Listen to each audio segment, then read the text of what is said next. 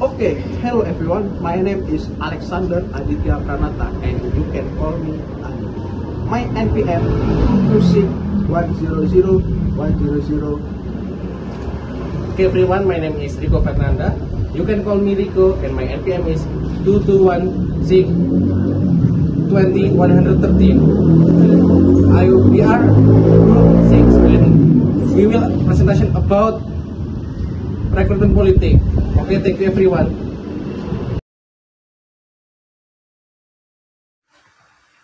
Pengertian rekrutmen politik. Salah satu kemungkinan ketika individu dalam masyarakat aktif berpartisipasi politik adalah menduduki jabatan-jabatan di pemerintahan, baik jabatan administrasi maupun jabatan politik. Kenyataan menunjukkan bahwa proses rekrutmen politik ini sifatnya sangat terbatas. Karena itu, rekrutmen politik sering dikenal sebagai proses elitis daripada proses populis. Hal demikian itu tentunya berbeda dengan sosialisasi politik ataupun partisipasi politik yang cenderung berproses luas dan populis. Yang selanjutnya adalah alasan mengapa rekrutmen politik dikenal sebagai proses elitis. Proses penentuan siapa orang-orang yang akan menjalankan kekuasaan politik biasanya dilakukan oleh sekelompok orang yang telah menduduki jabatan kekuasaan sebelumnya. Proporsi orang-orang yang ditentukan untuk direkrut cenderung berasal dari kelompok minoritas dalam masyarakat atas keseluruhan penduduk, bahkan dari kelas yang sama. Yang selanjutnya, teori elit.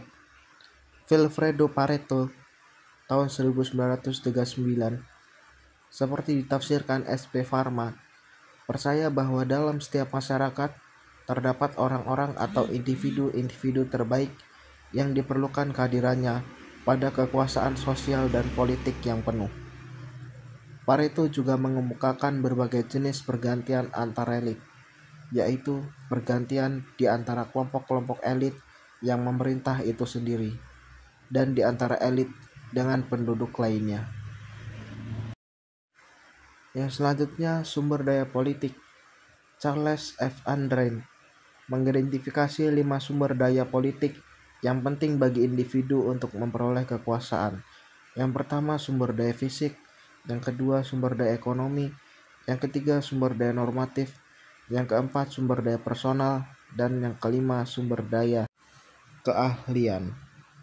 Yang selanjutnya yaitu adalah definisi rekrutmen politik. Rekrutmen politik ini ada 3 dan dapat bersifat, yang pertama itu adalah top down, bottom up, dan campuran. Yang selanjutnya adalah bentuk dan pola rekrutmen politik. Herbert B. Asher 1984 206-207 menyatakan bahwa konversi biasanya selalu dikaitkan dengan kegiatan yang memiliki sejumlah fungsi, terutama yang menyangkut yang pertama itu adalah nominasi calon presiden dan wakil presiden. Yang kedua, pembentukan sebuah platform, dan yang ketiga, pengaturan pembentukan kepanitiaan nasional. Yang selanjutnya adalah rekrutmen politik melalui pemilu.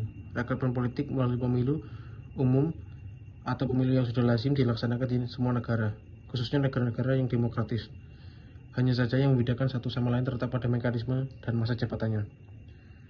Dan yang terakhir itu adalah kesimpulan. Rekrutmen politik adalah proses penting dalam sistem politik yang menentukan siapa yang akan memegang kekuasaan. Proses ini sering kali bersifat elitis dan dipengaruhi oleh berbagai faktor, termasuk sumber daya politik yang dimiliki individu. Melalui pemilu dan konvensi, individu dapat terlibat dalam proses politik, baik sebagai pemilih maupun sebagai calon pemimpin.